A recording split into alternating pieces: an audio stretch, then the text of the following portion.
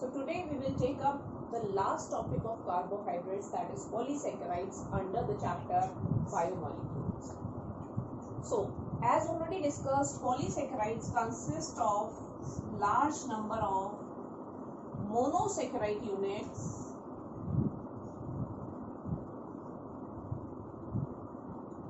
which are joined together by glycosidic linkage. So polysaccharides, when undergo hydrolysis, they produce large number of monosaccharide units. Now these polysaccharides basically act as storage or structural material. Now we will discuss the examples of polysaccharide one by one. So the most common example of polysaccharide is starch. Starch is basically a storage material for plants. It's a storage material. So we can find starch in tubers, roots, cereals, etc. Structure wise, basically starch is a polymer of alpha D glucose.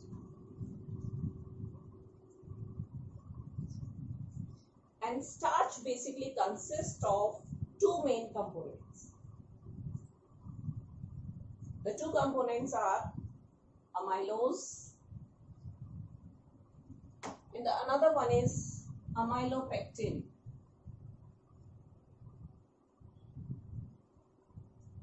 So what we are going to discuss now is to compare these two components, amylose and amylopectin. The first basic difference between the two is amylose is water soluble, whereas amylopectin is water insoluble.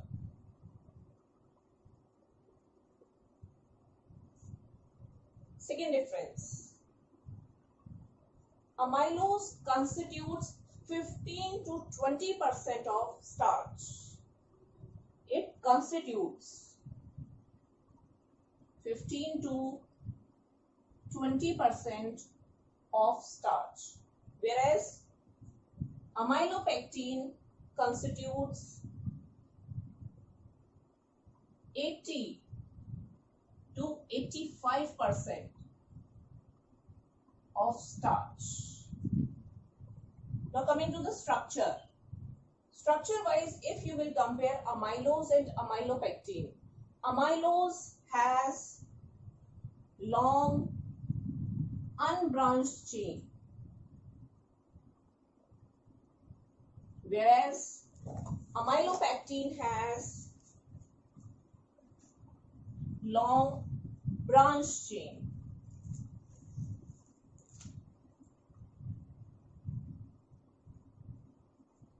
So next we will draw the structure of amylose and amylopectin and we will compare the glycosidic linkages. So here is the structure of amylose and amylopectin. So when you will see the structure, you can easily compare them. In amylose we are having a straight polymeric chain, whereas in case of amylopectin we are having this one polymeric chain, then the second polymeric chain, and there is a branching between the two. So it has a long unbranched chain and it has a long branched chain structure. Now if you will see the glycosidic linkage, here you will point out these carbons. In this case here C1 to C4 glycosidic linkage is present.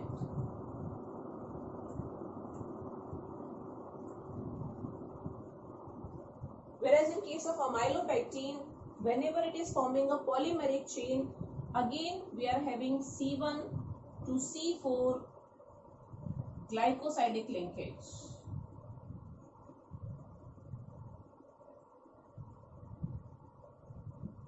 But whenever there is a branching, during the branching we are having C1 to C6. There is a 6 carbon. So we are having C1 to C6 glycosidic linkage.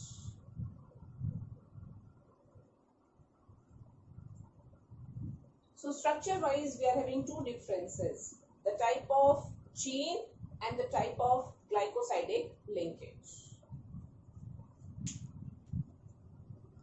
Coming to the second example of polysaccharides, that is cellulose. Cellulose also occurs in plants. It is present in cell wall of plant cells. It is the most abundant organic substance present in the plant kingdom. So structure wise, if you will see cellulose, it is basically a straight chain polymer. It is a straight chain polymer of beta-D-glucose.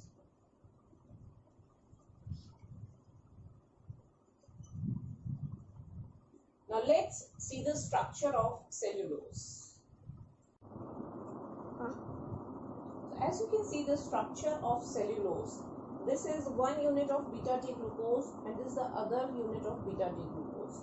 So here this carbon is first carbon, C1, and in this unit this carbon is fourth carbon, that is C4.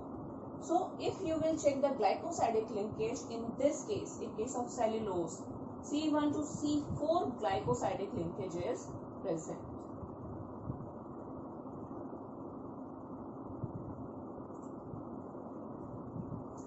Now coming to the next example of polysaccharides. The next example is glycogen. Glycogen is also known as animal starch, and it is known as animal starch because it is the main storage material of animal bodies. Storage material.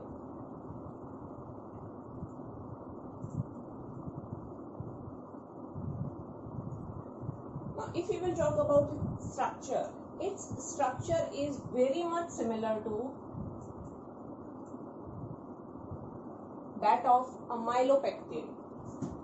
Similar to amylopectin. The only difference is glycogen as compared to amylopectin is highly branched. It is highly branched.